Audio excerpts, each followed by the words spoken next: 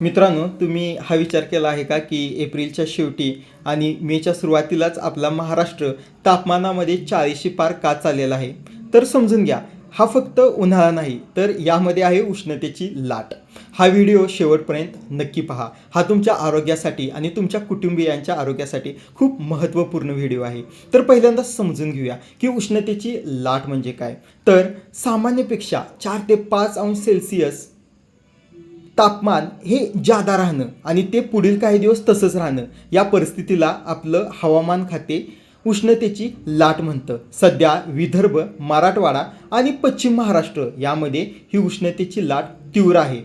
या उष्णतेच्या लाटेची कारणे काय आहेत?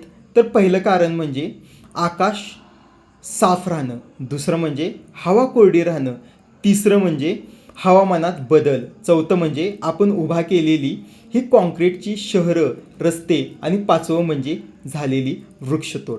तर या उष्णतेच्या लाटेचा तुम्हाला तोटा होऊ नये म्हणून तुम्ही काय कराल, तर तुम्ही दर 20 ते 30 मिनिटांनी पाणी प्याल.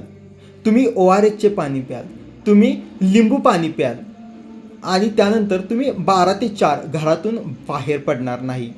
जरी तुम्ही बाहेर पडला तरी तुम्ही टोपी घालून बाहेर पडाल. त्यानंतर सुती कपडे घालाल आणि रात्री झोपताना तुमच्या घराच्या खिडक्या तुम्ही उघड्या ठेवाल, म्हणजे तुमच्या घरी हवा खेळती राहाल. समजा जर तुमच्या पुढे उष्णतेचा त्रास कोणाला झाला तर तुम्ही काय कराल, त्या व्यक्तीला पहिल्यांदा तुम्ही सावलीत बसवाल, त्यानंतर त्याला थोडे पाणी प्यायला द्याल, त्याचे अंग तुम्ही गार पाण्याच्या फडक्याने पुसून काढाल, त्यानंतर त्याला तुम्ही दवाखान्यात न्याल.